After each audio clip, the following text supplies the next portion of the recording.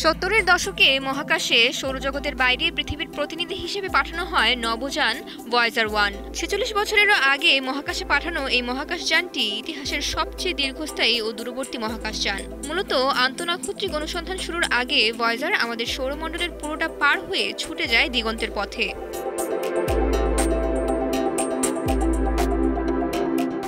তবে গত ২০২৩ সালের ১৪ নভেম্বর থেকে সফটওয়্যারজনিত ত্রুটির কারণে এই নভোযানটির সাথে যোগাযোগ বন্ধ করে দেয় মার্কিন মহাকাশ সংস্থা নাসা। কারণ হিসেবে তারা চিহ্নিত করেন ফ্লাইট ডেটা সিস্টেমের ত্রুটিকে। ফ্লাইট ডেটা সিস্টেমের মাধ্যমে মূলত পৃথিবী থেকে ভয়েজারের বৈজ্ঞানিক যন্ত্রপাতি ও সেন্সরের তথ্যাদি জানা যায়।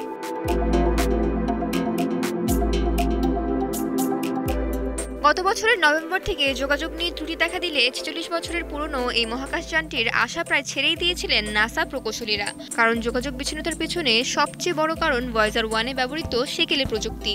এখনকার প্রচলিত প্রযুক্তিতে খুব কমই অবশিষ্ট রয়েছে ৭০-এর দশকের এই ভয়েজার 1-এর প্রযুক্তি। আর সেই প্রযুক্তির দক্ষ প্রকৌশলীদের বেশিরভাগই হয়তো মারা গেছেন অথবা অবসরে রয়েছেন।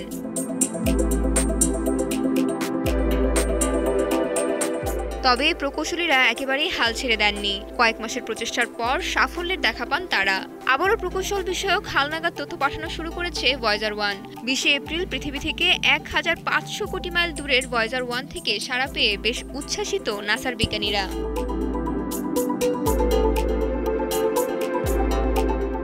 ভয়েজার 1 নভোযানটি এখন আন্তঃনাক্ষত্রিক মহাকাশের মধ্য দিয়ে ভ্রমণ করছে। এর আগে সৌরমণ্ডল এলাকায় বিচরণ করলেও ২০১২ সালে সৌরমণ্ডলের এলাকা ছেড়ে যায় এই নভোযানটি।